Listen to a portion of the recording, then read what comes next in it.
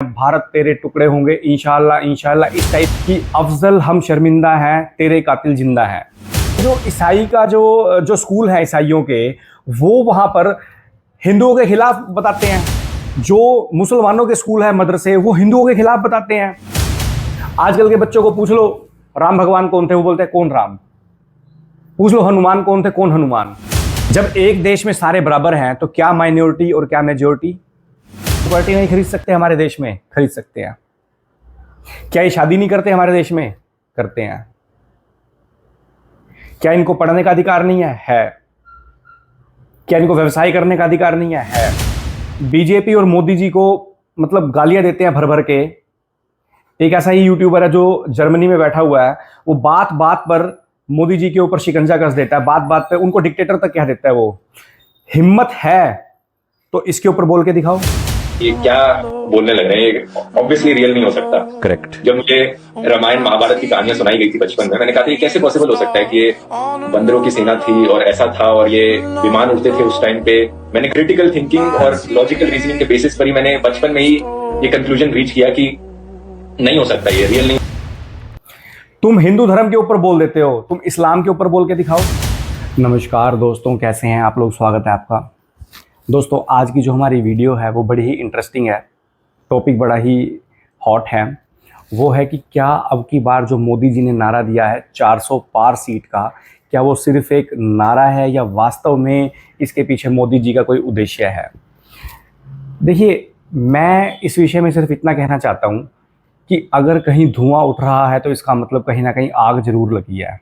देखिए, इसमें जो विपक्षी पार्टियां हैं वो ये बोल रही हैं कि अगर बीजेपी अब की बार मेजॉरिटी के साथ 400 पार सीटों के साथ अगर सत्ता में आ जाती है तो वो संविधान तक को चेंज कर देगी, बड़े बड़े चेंजेस उसके अंदर कर देगी। क्या ये पॉसिबल है ऐसा करना? देखिए, संविधान को चेंज करना इतना आसान नहीं है। खुद मोदी जी ने अपने एक भाषण में अभी कहा कि खुद अगर भीम राव अंबेडकर साहब आ जाएं और संविधान को अमेंड करना चाहें तो ये भी तब भी पॉसिबल नहीं है। संविधान को अमेंड करने के लिए क्या प्रोसीजर है, जो कि आर्टिकल 368 और आर्टिकल 13 में लिखा हुआ है। इसके ऊपर सुप्रीम कोर्ट भी अपने जो जजमेंट्स हैं, वर्डिक्ट्स हैं, वो कई बार दे चुका है। तो ऐसा पॉसिबल नहीं है, और अगर होगा तो पसीने छूट जाएंगे कईयों के, मतलब घोड़े खुल जाएंगे दिमाग के। ऐसा मतलब करने के लिए ना जिगर चाहिए, और सभी सदनों को साथ लेके चलना पड़ेगा, सभी सांसदों को साथ लेके चलना पड़ेगा, लोकसभा के भी, राज्यसभा के भी, और 2/3 मेजोरिटी चाहिए। कैसे कैसे जाके चाहिए तो वो मैं अभी अब डिस्कस करूंगा आपके साथ।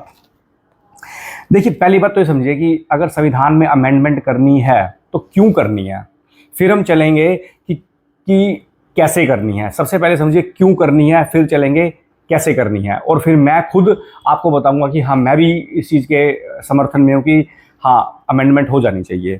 देखिए, हमारे संविधान में जो आर्टिकल्स हैं जो कि हमारे को फंडामेंटल राइट्स के ऊपर बात करते हैं, जिसमें आर्टिकल 19 है। सबसे पहले आर्टिकल जो 19 है वो ये बोलता है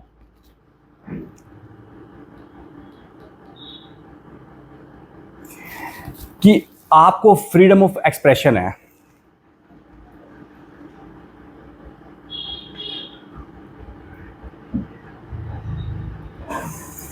फ्रीडम ऑफ स्पीच है। आप कुछ भी बोलिए, कुछ भी करिए, कुछ भी सरकार के बारे में गलत बोलिए, देश के बारे में, राष्ट्र के बारे में, किसी भी चीज़ के बारे में जो आपको लगता है आप अपनी बात रखना चाहते हो, आप रखिए। इसका एक उदाहरण देता हूँ आपको। ये जो पीछे आप स्क्रीन पे देख रहे होंगे, ये है टुकड़े टुकड़े गैंग। इनके नाम कुछ भी होंगे, मेरे को नामों पे नहीं जाना। जिसमें जो ये शख्स है, ये वाला, इसको तो मतलब इतना लाइमलाइट में आया था ये बंदा। इन्होंने दिल्ली में एक यूनिवर्सिटी है, वहाँ पे भारत के जो विरोधी नारे हैं, भारत के खिलाफ नारे हैं, भारत तेरे टुकड़े होंगे इंशाल्लाह इंशाल्लाह, इस टाइप के जो नारे हैं वो दिए, वो वहाँ पे लगाए इन्होंने। और जो अफजल जिसने पार्लियामेंट पे अटैक किया था, बम फेंका था, उसको जब सज़ा हुई तो उसके समर्थन में ये लोग थे कि अफजल हम शर्मिंदा हैं, तेरे कातिल जिंदा हैं। तो आप देखिए ये बाद में जब इनके ऊपर मुकदमा चलाया गया, तो मुकदमा चलाने के बाद इनको बेल भी मिल जाती है, पुलिस भी एफआईआर नहीं करती। आप इनको ध्यान रखिए, इनको बेल भी मिल जाती है, पुलिस भी ठीक से मुकदमा नहीं करती, कोर्ट भी इनको बरी कर देता है, और जो विपक्षी पार्टी है वो इनको अपने साथ मिला करके इनको टिकट देती है और इलेक्शन लड़वाती है इनसे। अब आप इन चीज़ों को नोट कर लेना, क्योंकि आगे आने वाले जो आर्टिकल्स हैं इनको मिला करके मैं चलूंगा। तो इनका फ्रीडम ऑफ एक्सप्रेशन जो है, क्या फ्रीडम ऑफ एक्सप्रेशन इतना होना चाहिए कि देश के खिलाफ बोल दो, आप देश विरोधी नारे लगा दो कि भारत तेरे टुकड़े होंगे? गलत। तो अगर इस टाइप के कोई नारे लगाता है तो क्या उसे freedom of expression, freedom of speech की जो संज्ञा है वो बचा लेगी? वो ढाल उसे बचा लेगी? बचा लेती है, उसे बचा लेती है यहाँ पे। तो क्या ये आर्टिकल 19 को अमेंड नहीं कर देना चाहिए कि फ्रीडम ऑफ स्पीच और फ्रीडम ऑफ एक्सप्रेशन इतनी नहीं होनी चाहिए कि देश के खिलाफ चली जाए? होनी चाहिए, मेरे हिसाब से होनी चाहिए। तो यहाँ पे अमेंडमेंट होनी चाहिए। अब हम आगे चलते हैं। आर्टिकल 20 जो है ना, वो प्रोटेक्शन देता है कि जिसको कन्विक्शन हो गई है वो अपने लिए अपील लड़ सके।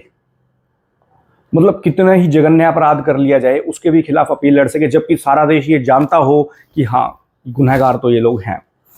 आपको एक निर्भया केस याद आ रहा होगा, जिसमें ये 4 लोग जिन्होंने ब्रूटली रेप किया था एक लड़की का, उसके बाद जो इनके वकील थे वो इनको लोअर कोर्ट से सेशन कोर्ट से हाई कोर्ट, और हाई कोर्ट में भी कई साल, फिर मतलब जो जस्टिस था ना वो डिले हो गया था इतनी देर, इतना मतलब इनको ना सजा मिलने में इतना टाइम लग गया था। और फिर हाई कोर्ट से फिर ये सुप्रीम कोर्ट गए, सुप्रीम कोर्ट में भी मतलब लटके रहे, फिर सुप्रीम कोर्ट के बाद भी ये लोग अपना राष्ट्रपति के पास चले गए मर्सी पिटीशन लेके। 7 साल लगा दिए जस्टिस इनको मिलने में। तो जो आर्टिकल 20 है वो इनको प्रोटेक्शन देता है, वो इनको प्रोटेक्शन देता है।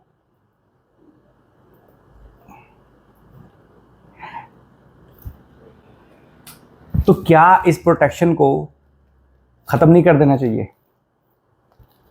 सिर्फ इन लोगों के लिए, मैं सबके लिए नहीं कह रहा। देखो फिर इस तरीके से तो अपील का अधिकार ही खत्म हो जाएगा। लेकिन ऐसे मामलों में जहां पर आपको साफ दिख रहा हो कि अपराधी प्रवृत्ति का व्यक्ति कौन है, वहां पर अगर ये प्रोटेक्शन हटा दिया जाए तो कितना अच्छा हो जाए। इनके परिवार वालों को, जो वो लड़की थी उसके परिवार वालों को जस्टिस मिलने में कितने साल लग गए थे। तो यहां अमेंडमेंट की जरूरत है। आगे चलते हैं। अब अगर बात करें, ये आपको एक इमेज दिखाई दे रही होगी, इससे आप समझ पा रहे होगे कि किस तरह से जो धर्म है उसका धर्मांतरण किया जा रहा है। हमारे देश के अंदर बहुत बहुत मैसिव लेवल पे चल रहा है ये। लोग धर्म को कुछ नहीं समझ रहे, धर्म को परिवर्तित कर रहे हैं। कुछ लालच दे दिया जाता है मिशनरियों द्वारा, तो वो धर्म परिवर्तित कर लेते हैं अपना। मैं हैरान हूं, मुझे समझ नहीं आती ऐसे लोगों की, मतलब उसकी क्या मेंटेलिटी होगी लोगों की। पूरा का पूरा परिवार जो है वो कन्वर्ट हो जाता है दूसरे धर्म में। हाउ, मतलब क्या मेंटेलिटी है लोगों की, मैं समझ नहीं पा रहा। ये हमारे देश के अंदर देखिए एजुकेशन का राइट है कि कोई किसी तरीके से एजुकेशन ले सकता है, ठीक है, एजुकेशन लीजिए। अब इस तरीके से अगर एजुकेशन लोगे आप, तो जो ईसाई का जो स्कूल है ईसाइयों के, वो वहां पर हिंदुओं के खिलाफ बताते हैं। जो मुसलमानों के स्कूल है, मदरसे, वो हिंदुओं के खिलाफ बताते हैं। वहां पे इस तरीके की जो एजुकेशन है उससे क्या क्या मिलेगा? नफरत मिलेगी। जब वो मुसलमानों का बच्चा बड़ा होगा और उसे मदरसे में जो पढ़ाया गया होगा, तो क्या उसे समझ में आएगी जिहाद? उसे क्या समझ में आएगी कि मतलब मुझे नहीं पता क्या पढ़ाते होंगे वहां पे, मैं कोई इस टॉपिक पे नहीं जा रहा, मैं किसी के अगेंस्ट नहीं वो करना चाह रहा कि लोग कहीं मेरी इस वीडियो के नीचे आकर के कमेंट में गालियां देना शुरू कर दें। मैं कोई हेट नहीं फैलाना चाह रहा, लेकिन मैं इस समाज की सच्चाई बता रहा हूं इस वीडियो के माध्यम से कि कैसे जब मदरसों में पढ़ाया जाता है वो कितना घातक और खतरनाक है, कैसे ईसाई स्कूलों में जब पढ़ाया जाता है वो कितना घातक और खतरनाक है। और हम सेक्युलर का झंडा लेकर के खड़े हुए हैं। सेक्युलरिज्म की दिमाग में जो हमारे जो भर दी गई है सोच, वो ये है कि ठीक है, सब ठीक है, हिंदू ही सिर्फ सेक्युलर है, ईसाई सेक्युलर नहीं है हमारे देश में, मुसलमान सेक्युलर नहीं है हमारे देश में। वो अपने धर्म को लेकर कट्टर है और हम जो है अपनी आंखों पर सेक्युलर का चश्मा लेकर के खड़े हुए हैं। तो या तो सेक्युलर होना है तो सबको हो, नहीं होना है तो सारे फिर अपने अपने धर्म को लेकर के कट्टर हो जाओ। और अगर जब हिंदू अपने धर्म को लेकर कट्टर होता है तो उसे बोल दे कि तू तो कट्टर है, और हिंदुओं में तो कट्टरता होती नहीं है। तो अगर आपको समान शिक्षा चाहिए, समान शिक्षा सबके लिए होनी चाहिए, एक ही स्कूल सबके लिए होना चाहिए। कोई ईसाई मिशनरी वाले स्कूल अलग से ईसाई स्कूल नहीं चलाएंगे, ना मदरसों की पढ़ाई होगी, सबके लिए समान शिक्षा होगी। तो इसके लिए भी आपको आर्टिकल 25 और 21A को अमेंड करना पड़ेगा, जिसमें आपको फ्रीडम मिलती है किसी भी धर्म को अपनाने की, किसी भी टाइप की एजुकेशन को, किसी भी टाइप के स्कूल में एडमिशन लेने की। ऐसा नहीं होगा। जब सुबह स्कूलों में गायत्री मंत्र का पाठ पढ़ाया जाए और हनुमान चालीसा का पाठ हो, तो देश में अपने आप ही पता चलेगी हमारे को हमारी संस्कृति क्या है। रामायण पढ़ाई जाएगी, महाभारत पढ़ाई जाएगी, तो बच्चों को पता चलेगा कि हमारा इतिहास क्या है। आजकल के बच्चों को पूछ लो राम भगवान कौन थे, वो बोलते हैं कौन राम। पूछ लो हनुमान कौन थे, कौन हनुमान, उनको पता ही नहीं है। जब पढ़ाया ही नहीं जाएगा तो क्या क्या पता होगा उनको, पढ़ाया ही नहीं जाएगा जब तो उनको। लेकिन उनसे पूछ लो कि 25 दिसंबर को क्या आता है तो बता देंगे, वो आपको बता देंगे क्रिसमस। तो यहां पर अमेंडमेंट करने की जरूरत है ताकि एजुकेशन सबको बराबर मिल सके और धर्म का जो ये धर्मांतरण हो रहा है ना, ये गंदे लेवल पे, इसको रोका जा सके।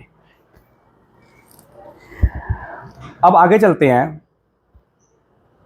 इसको बोलने के लिए थोड़ी सी हिम्मत चाहिए, लेकिन मैं फिर भी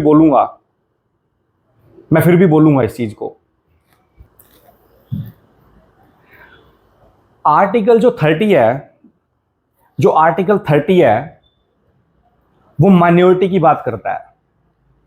आप एक बात बताइए, एक तरफ तो हम देश में बोलते हैं कि हमारे देश में धर्मनिरपेक्षता है, जब हम सेक्युलर हो जाते हैं तो फिर क्या माइनॉरिटी और क्या मेजॉरिटी, बताइए आप मेरे को। जब एक देश में सारे बराबर हैं तो क्या माइनॉरिटी और क्या मेजॉरिटी, सब बराबर होंगे। लेकिन ये जो वर्ग है ये अपने आप को माइनॉरिटी में गिनता है, जनसंख्या के बेसिस पर गिनता है। हक सारे बराबर हैं इनके पास में। क्या ये प्रॉपर्टी नहीं खरीद सकते हमारे देश में? खरीद सकते हैं। क्या ये शादी नहीं करते हमारे देश में? करते हैं। क्या इनको पढ़ने का अधिकार नहीं है? है। क्या इनको व्यवसाय करने का अधिकार नहीं है? है। बोलने का अधिकार नहीं है? है। शादी करने का अधिकार, एवरीथिंग इनको है यहां पे।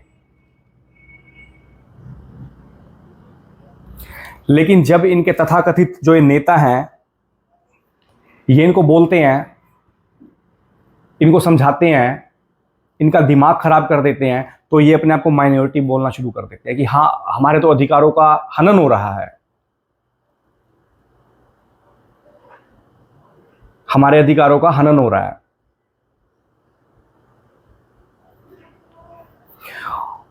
और कुछ यूट्यूबर्स हैं ऐसे जो सिर्फ बीजेपी और मोदी जी को मतलब गालियां देते हैं भर भर के। एक ऐसा ही यूट्यूबर है जो जर्मनी में बैठा हुआ है, वो बात बात पर मोदी जी के ऊपर शिकंजा कस देता है, बात बात पे उनको डिक्टेटर तक कह देता है। वो हिम्मत है तो इसके ऊपर बोल के दिखाओ। तुम हिंदू धर्म के ऊपर बोल देते हो, तुम इस्लाम के ऊपर बोल के दिखाओ। नहीं बोलोगे,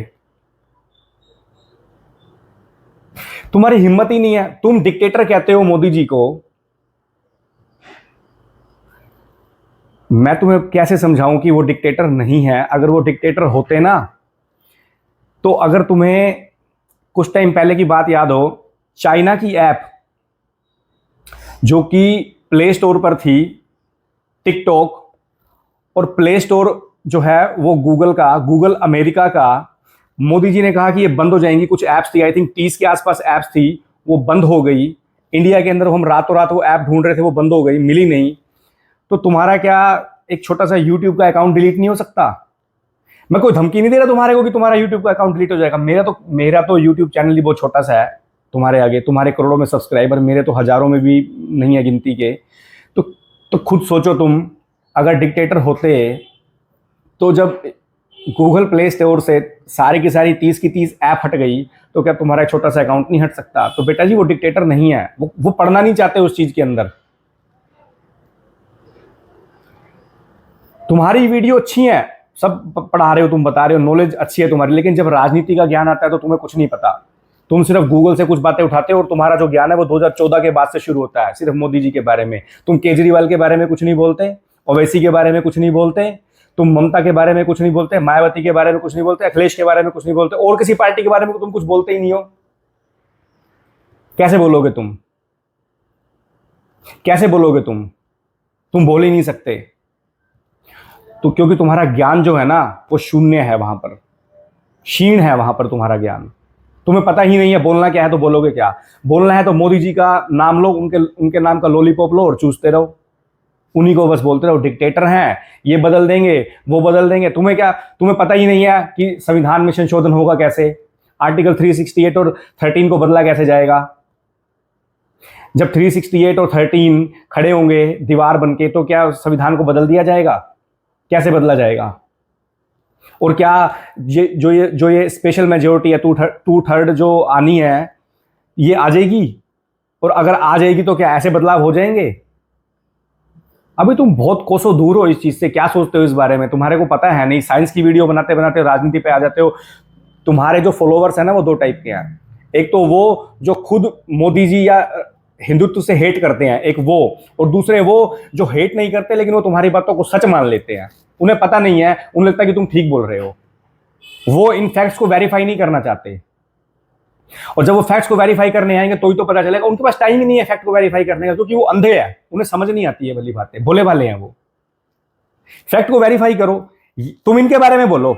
जब ये अपने मन से भाषण देता है, ये बोलता है कि 15 मिनट के लिए पुलिस हटा दो, इसका भाई बोलता है, जो इसका छोटा भाई है, पुलिस हटा दो, तो फिर देखो किसका राज आएगा। और ये बोलता है कि जब मोदी जी पहाड़ों में चले जाएंगे, योगी जी मठ में चले जाएंगे, तब तुम्हें कौन बचाने आएगा। तो तब तुम कहां जाते हो? तब तुम क्यों नहीं बोलते ये वाली बात?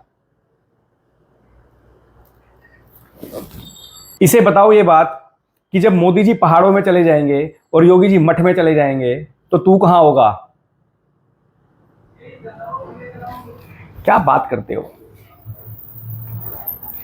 तुम्हारे पास बोलने के लिए कुछ है ही नहीं, इसीलिए मोदी जी के पीछे पड़े रहो, बस पड़े रहो। क्या होगा उससे? कुछ नहीं होने वाला। एक टाइम पे मुझे भी लगता था कि केजरीवाल जो है बहुत अच्छे हैं, पढ़े लिखे हैं तो इसलिए अच्छे लगते थे, लेकिन जब उन्होंने अलायंस किया और इन लोगों के साथ किया, जिन लोगों को वो भ्रष्टाचारी, और जिस कांग्रेस को वो बोलते थे कि अगर मुझे मुख्यमंत्री बना दोगे तो कांग्रेस के सारे नेता जेल में होंगे, आज उसी के साथ अलायंस करने की जरूरत पड़ रही है। क्यों? क्योंकि मोदी जी को हटाना है। क्यों? तुम अपने दिल्ली में ही क्यों नहीं अच्छे बने रहते? क्यों नहीं वहां की जनता को अच्छी एजुकेशन, अच्छा स्वास्थ्य और अच्छा बिजनेस दो, अच्छी पॉलिसी लाओ। फ्री की राजनीति पे तो ठीक है, करो। फिर तुम्हें अगर वहां की जनता वोट दे रही है तो मरने दो, उससे हमारा कोई लेन देन नहीं है। फिर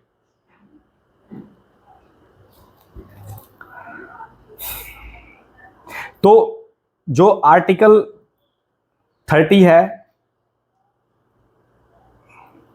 उसे भी अमेंड करने की जरूरत है कि आप ये माइनॉरिटी और मेजोरिटी के चक्कर को खत्म करो। कोई माइनॉरिटी नहीं, कोई मेजोरिटी नहीं। इस तरीके के जो नेता हैं वो बरगलाएंगे आपको ज्ञान नहीं देंगे, क्योंकि ये तबका जो है वो ज्यादा पढ़ा लिखा नहीं है। इसलिए इनके दिमाग को कैसे भी भटका लो, कैसे भी तोड़ लो, कैसे भी मोड़ लो। इसलिए जरूरत है इस माइनॉरिटी और मेजोरिटी को खत्म करने की। और जो कुछ लोग अपनी फ्रीडम ऑफ जो एक्सप्रेशन है वो बाहर से बैठ करके बोल रहे हैं, ताकि उनको भी समझ में आ जाए कि क्या डिक्टेटरशिप एक्चुअल में होती क्या है।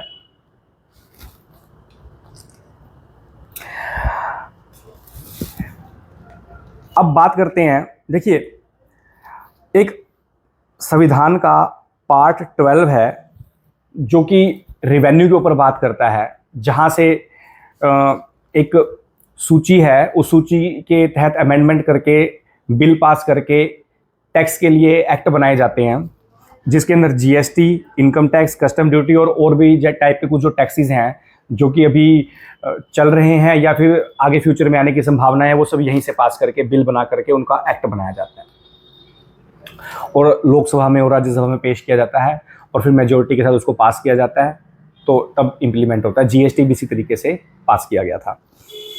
लेकिन आप देखिए कि सोचने वाली बात है, जीएसटी के अंदर भी सीजीएसटी, एसजीएसटी, आईजीएसटी, यूजीएसटी और फिर सेस, इस टाइप के जो टैक्सेस हैं, 5 टाइप के टैक्सेस हैं। हालांकि नाम उनके एक रख दिए गए, लेकिन वो टैक्सेस तो अलग अलग टाइप के ही हैं, तो ये अलग अलग टाइप से लगते हैं। इनकम टैक्स, फिर कस्टम ड्यूटी। तो उम्मीद है आने वाले टाइम में government one nation one tax की तरफ बढ़ेगी, तो इसके अंदर भी अमेंड करने की ज़रूरत है और वो तब हो पाएगा क्योंकि देखो अभी जो पावर है ना, सेंटर और स्टेट दोनों के पास अलग अलग टाइप की पावर है। बड़ी मुश्किल से जीएसटी को लाया गया, इम्प्लीमेंट किया गया, क्योंकि स्टेट को अपना टैक्स नहीं छोड़ना है, इसलिए स्टेट जो है वो अपना टैक्स अपने पास रखती है। हालांकि सीजी वो लगाती जरूर है, लेकिन जो जो रखती है, रिटेन करते हुए उन्हें पास रखती है। गवर्नमेंट के पास आईजी रहता है। तो इस तरीके से जो है ना, इस टैक्स को भी इकट्ठा करने की, मर्ज करने की ज़रूरत है। तो वन नेशन वन टैक्स जब आएगा तभी देश में इक्वालिटी हो पाएगी। सारी पावर सेंटर के पास जाएगी जब, तो ही सेंटर मेजोरिटी में और ठीक से डिसीजन ले पाएगी। अभी पावर जो होती है वो स्टेट के पास अलग होती है अपने टैक्स लगाने के लिए, सेंटर के पास अलग पावर होती है अपने टैक्स लगाने के लिए, तो रिवेन्यू का डिस्ट्रीब्यूशन सही तरीके से नहीं हो पाता। अब जैसे दिल्ली के अंदर अगर जो टैक्स है वो उसका मिसयूज़ करते हैं अलग तरीके से, आपको पता ही है किस तरीके से मिसयूज़ होता है। हर स्टेट अपने तरीके से मिसयूज़ करती है उसका, और कुछ तो प्रचार प्रसार और घोटालों में इतना, मतलब आपको पता ही है सब चीज़ें, बताने की क्या ज़रूरत है, कितनी पोल पट्टी खोली जाए वो सब कम है। तो इसके अंदर भी अमेंडमेंट करने की ज़रूरत है। फिर आता है आर्टिकल 312।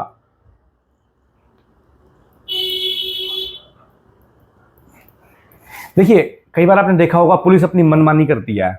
मैं जो पहले वाले एग्जांपल पे आया था, देखिए यहां पे क्या था, इस वाले केस में इनको अरेस्ट किया गया, लेकिन पुलिस ने चार्ज ठीक से नहीं लगाए, या पुलिस ने कोई मनमानी करी, पुलिस ने पैसे लेकर के इनको छोड़ दिया, या समझ रहे हो आप। मैं पुलिस के ऊपर डायरेक्ट एलिगेशन नहीं करना चाहता कि पुलिस ऐसा करती है नहीं करती है, लेकिन देखिए कुछ मामलों में आपको पता ही है कि पुलिस जो है कहीं ना कहीं मनमानी करती है।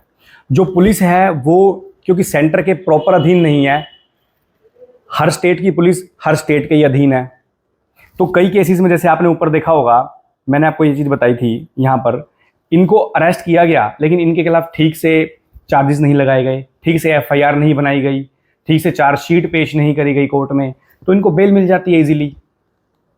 सिर्फ दिखावे के लिए ही एफआईआर लिखी जाती है, इजीली बेल मिल जाती है। और यही तो बात, यही खत्म नहीं होती।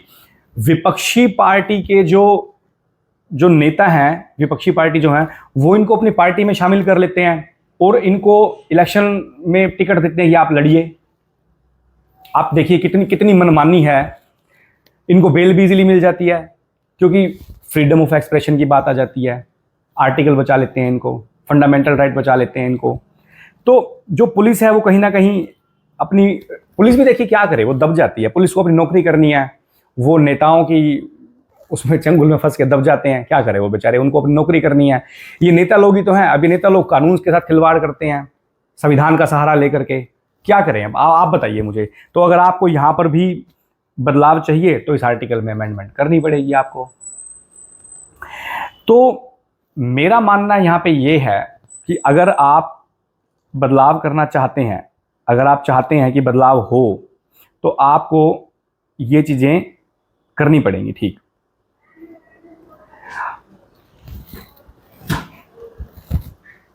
देखिए मैं आपको सिर्फ इतनी बात बताना चाहता हूं, मेरा मुद्दा यहां पे ये नहीं है कि किसी पर्टिकुलर पार्टी को जिताएं क्या करें, लेकिन अभी फिलहाल कोई और नजर नहीं आता। मैं यहां पर ये मानता हूं कि अगर कोई व्यक्ति कुछ कर रहा है और लोग उसके पीछे पड़े हुए हैं, कुछ यूट्यूबर्स पीछे पड़े हुए हैं, वो ये बोलते हैं कि मोदी जी ने ये किया, मोदी जी गलत कर रहे हैं, वो डिक्टेटरशिप की तरफ बढ़ रहे हैं, सब बकवास है, गलत है, सब बकवास और गलत है ये। वो इन लोगों के खिलाफ नहीं बोलते ना, इन लोगों के खिलाफ बोल के देखो आप एक बार, आपको पता चल जाएगा, नानी याद आ जाएगी आपको। वहां बैठ करके बोल रहे हो आप बोल रहे हो कि देखिए, एक वीडियो में एक यूट्यूबर कह रहा है कि मैं जर्मनी में अगर रहता हूं और मैंने किसी जर्मन से शादी कर ली तो मैं जर्मन शेफर्ड थोड़ी हो गया, मुझे इस नाम से चिढ़ाया जाता है। और फिर वहीं वो बोलता है कि भाई इस हिसाब से तो नेताजी सुभाष चंद्र बोस जो जर्मनी गए थे, उन्होंने भी किसी जर्मन से शादी कर ली थी, तो क्या आप उन्हें भी जर्मन शेफर्ड बोलेंगे? मूर्ख हो तुम। अगर ये लॉजिक सही है तो उस हिसाब से तो पंजाब में पैदा होने वाला हर सरदार भगत सिंह होगा।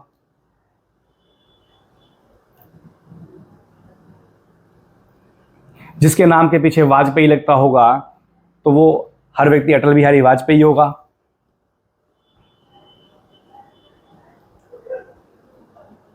हर चाय बेचने वाला प्रधानमंत्री बन जाएगा। नहीं, मूर्खों वाली बातें मत करो। तुम्हारे अंदर वैसी क्वालिटी होनी चाहिए। तुम्हारे अंदर क्वालिटी नहीं है किसी चीज की और तुम कंपैरिजन करते हो कि सिर्फ जर्मनी जाकर या जर्मनी वाली लड़की से शादी कर लो तो तुम नेताजी सुभाष चंद्र बोस हो गए। उन्होंने देश के लिए सेना बनाई थी जर्मनी जाकर, समझ रहे हो बात को? वो वहां पे जाकर यूट्यूब पे वीडियो नहीं बना रहे थे और देश के खिलाफ नहीं बातें कर रहे थे वहां बैठ करके जैसे तुम कर रहे हो। वहां जाकर उन्होंने आजाद हिंद फौज की स्थापना करी थी और तुम यहां की फौज पर ही उल्टे सीधे एलिगेशन लगाते हो। तुम्हें अगर देश की इतनी ही चिंता है कि जो देश है वो नुकसान में जा रहा है, देश की मौलिक अधिकारों के साथ हनन हो रहा है, तो आओ, वहां बैठ करके बोल रहे हो बस। गलत है मेरे भाई, गलत है। तुम्हारे लिए राजनीति शायद 2014 के बाद से शुरू हुई है, जब से मोदी जी आए हैं। उससे पहले का तुम्हारे को कोई ज्ञान नहीं है। कांग्रेस के बारे में तुम बोलना नहीं चाहते हो कि क्या उन्होंने डिक्टेटरशिप कैसी उन्होंने चलाई है। तुम्हें शायद पता नहीं है कि जब एक बार 1975 में इमरजेंसी जब लगाई गई तो कैसे संविधान के साथ छेड़खानी की गई। 1976 में जब 42वां संशोधन किया गया, उसके अंतर्गत संविधान के प्रियम्बल में, प्रस्तावना में धर्मनिरपेक्षता जोड़ दिया गया। क्या ये बात तुम्हें पता है? जबकि 1974 में सुप्रीम कोर्ट ने अपने एक जजमेंट में कहा था, केशवानंद वाले जजमेंट में कहा था कि संविधान के मूल ढांचे में परिवर्तन नहीं किया जा सकता, कोई ऐसी अमेंडमेंट नहीं की जा सकती। आर्टिकल 368 और 13 फंडामेंटल राइट वाले भी, वो भी उन्होंने, वो आड़े आ गए थे उसके। लेकिन फिर भी 1976 में धर्मनिरपेक्षता को ले आए। फिर बाद में सुप्रीम कोर्ट ने भी ऐसा कहा कि ठीक है, आपने ऐसा कर दिया क्योंकि जो फंडामेंटल राइट हैं, जो मौलिक अधिकार हैं, उनका नेचर सेक्युलर है। लेकिन ठीक है, उन्होंने कह दिया ऐसा। मैं पूछता हूं ऐसा कि अगर धर्मनिरपेक्षता ना जोड़ा जाता तो क्या मौलिक अधिकार खिंच जाते? तब भी तो वहीं के वहीं रहते। चलिए खैर, ये अलग मुद्दा है, ये मेरा मुद्दा नहीं है कि क्या होगा क्या नहीं होगा। अगर ये सब अमेंडमेंट करनी है तो इसके लिए जो बदलाव चाहिए वो क्या हो सकते हैं, मैं उनकी तरफ आपका ध्यान लेके जाना चाहता हूं एक बार। तो वो आप एक बार सुन लीजिए। देखिए, हमारे पास जो लोकसभा में सीटें हैं वो हैं 545, जिसमें से 538 पर चुनाव होता है और हमारे को चाहिए इसमें 2/3 मेजोरिटी यानी कि स्पेशल मेजोरिटी, सिंपल मेजोरिटी से हम बदलाव नहीं कर सकते ये सब करने के लिए। तो अगर इसका 2/3 निकाले तो ये बनता है 358 सीट्स। और अगर राज्यसभा में हमारे को सीट्स चाहिए तो राज्यसभा में सीट्स है हमारे पास 250, और जिसमें से इलेक्शन होता है 245 पे, और हमारे को चाहिए 2/3, तो ये बनता है आपका 163 सीट्स।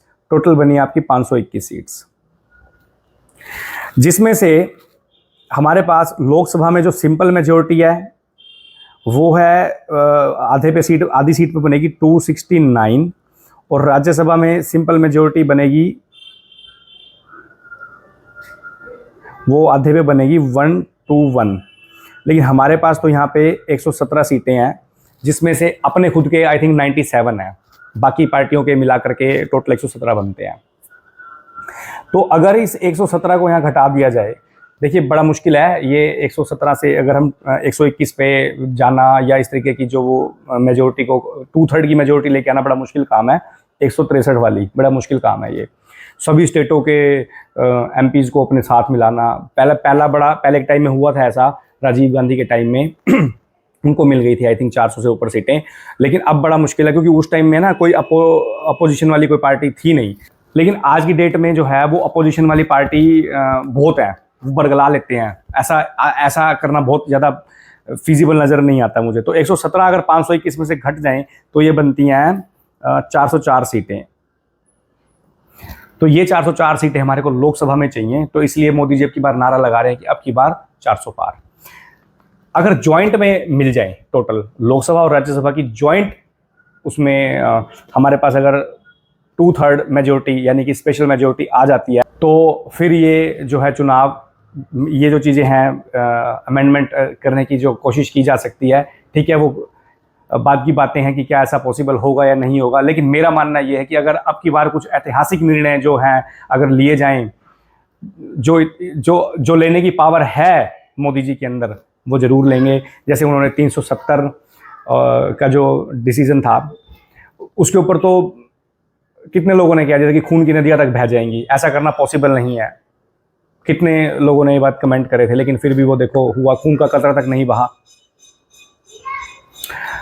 राम मंदिर का मुद्दा, 3 तलाक का मुद्दा, जीएसटी को लेके आना, नोटबंदी करना, तो ये कुछ ऐतिहासिक फैसले हैं। कुछों के नेगेटिव पॉइंट भी होंगे, ये नहीं है कि सारी चीज़ें एकदम से आप कह दो कि सही है, ठीक है, लेकिन ऐतिहासिक जरूर हैं ये फैसले। अगर अब की बार इन चीज़ों पे आप काम करना चाहते हो, देश को एक नई राह पे लेके जाना चाहते हो, तो मेरे हिसाब से आपको अब की बार ये जो 400 पार वाला नारा है ये पूरा कर देना चाहिए। मेरे को ऐसा लगता है। कई लोग कह रहे हैं कि देश में विपक्ष मजबूत नहीं होगा तो ऐसी की तैसी विपक्ष की, क्या करेगा विपक्ष, मुझे ये बताइए। विपक्ष हमेशा सिर्फ आपको खींचेगा गलत राह पे, विपक्ष हमेशा इनको काम करने से रोकेगा और कुछ नहीं करेगा। और कहीं ना विपक्ष मर रहा, विपक्ष तो विपक्ष में ही रहेगा, चाहे सीटें आए चाहे ना आए, करते रहें। तो मेरा मानना ये है कि अगर कुछ नया करना है, कुछ ढंग का करना है, कुछ ऐतिहासिक चीज़ें होनी है, तो अब की बार 400 नहीं बल्कि 404 फुलफिल करनी है। मैं फिर कह रहा हूँ, मेरा पार्टी से कोई लेन देन नहीं है, मैंने सिर्फ इसको एनालाइज करा है अपने लेवल पे कि हाँ ये मुद्दे हैं, ये विज़न है उनका, तो इस विज़न के साथ काम कर रहे हैं वो। तो अगर आपको लगता है कि ये विज़न ज़रूरी है, ये काम ज़रूरी है, तो आज की वीडियो मैं यहीं समाप्त करता हूँ। मिलते हैं फिर किसी अगली वीडियो में किसी नए टॉपिक के साथ। तब तक के लिए नमस्कार।